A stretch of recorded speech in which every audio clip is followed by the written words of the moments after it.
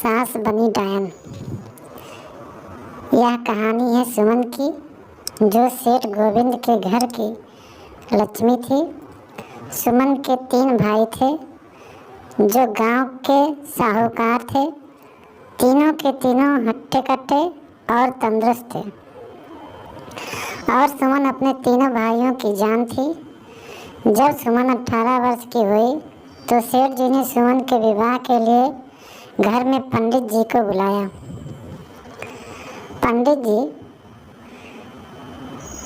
जी कहते हैं कि जजमान, सुमन बिटिया की कुंडली जिस युवक से मिल रही है वह एक बहुत ही साधारण परिवार का है।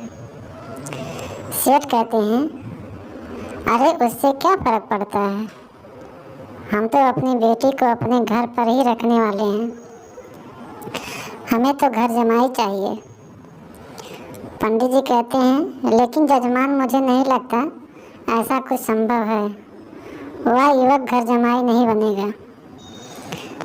तभी सेठ जी की बेटी सेठ जी के पास आई और उनके कानों में कुछ फुसफुसाई। उसकी बातें सुनकर सेठ जी के चेहरे पर मुस्कान आ गई और सेठ जी मान गए और बोले कि ठीक है पंडित जी, आप शादी की बात आगे बढ़ाइए। कुछ महीनों में सुमन की शादी एक बहुत ही साधारण युवक सचिन से हुई। शुरू में दोनों की अच्छी बन रही थी और सचिन की मां निशा भी बहुत खुश थी। एक दिन सोते वक्त सुमन ने सचिन से बात की। सुमन कहती है, सुनो जी, इस घर में ना सोफा है और ना ही गद्देदार पलंग और ना ही टीवी है। आप मेरे साथ मेरे पापा के घर चलिए, वहाँ सब कुछ है। सचिन कहता है, नहीं सुमन, अब यही तुम्हारा घर है, तुम्हें इसी घर में रहने की आदत डालनी होगी। उस दिन के बाद सुमन हर छोटी छोटी सी बातों के लिए सचिन से झगड़ा किया करती। उनके बीच बात इतनी बिगड़ गई कि अब सुमन कभी बेलन से तो कभी बर्तन फेंक कर सचिन को मारती।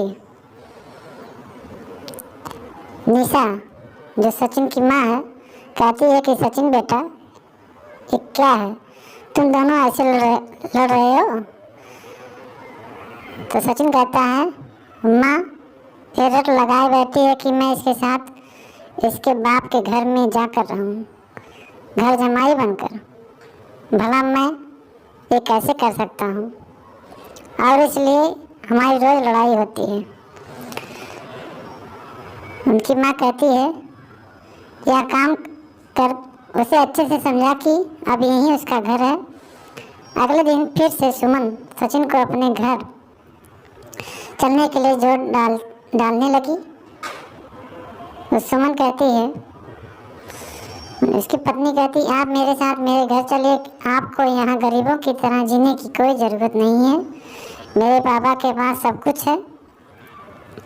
तो सचिन कहता है, मैंने तुम्हें कितनी बार बोला, मैं घर जमाई नहीं बनना चाहता हूँ।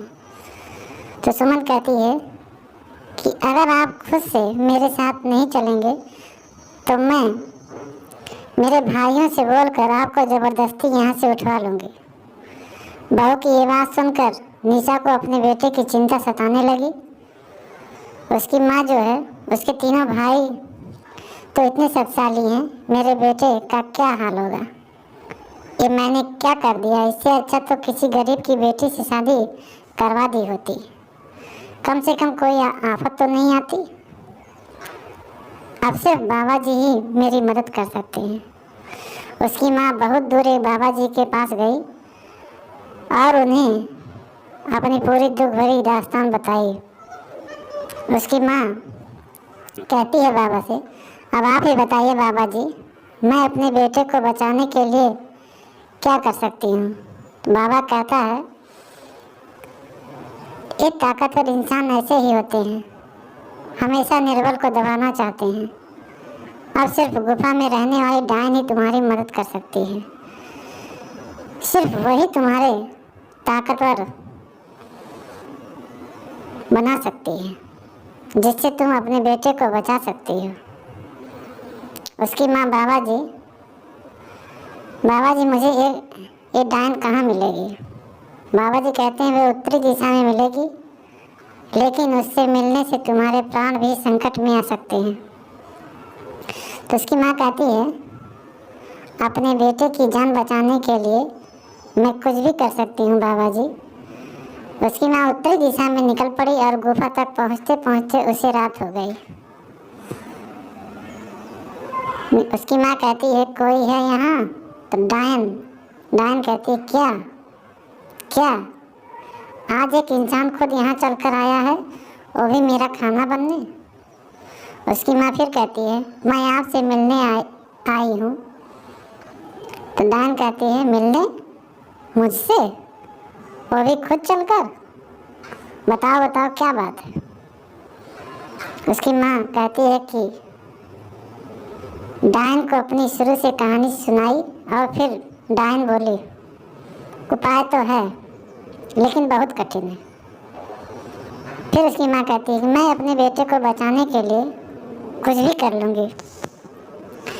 डायन कहती है तुम्हें मेरा श्राप अपने ऊपर लेना होगा, जिससे मेरी सारी शक्तियाँ तुम में आ जाएगी, तब मैं आज़ाद हो जाऊँगी और फिर तुम डायन बनकर यही इस गुफा में रहोगी और ना ही सूरज की रोशनी में बाहर निकल सकोगी, क्योंकि डायन की शक्तियाँ सिर्फ रात में ही काम करती है। क्या तुम्हें मंजूर है? उसकी माँ कहती है सचिन को बचाने के लिए अगर मुझे डायन भी बनना पड़े तो मंजूर है। डायन ने कुछ जादू किया और डायन की सारी शक्तियाँ उसकी माँ में चलती गई और अब डायन आज़ाद होकर एक औरत बन गई और उसकी माँ डायन बन गई। यहाँ पूरा दिन हो गया था। सचिन ने गांव में जाकर अपनी माँ को ढूंढा, लेकिन माँ कहीं नहीं मिली। रात को घर पहुंचा तो फिर उसकी पत्नी उस पर भड़क गई। ये सब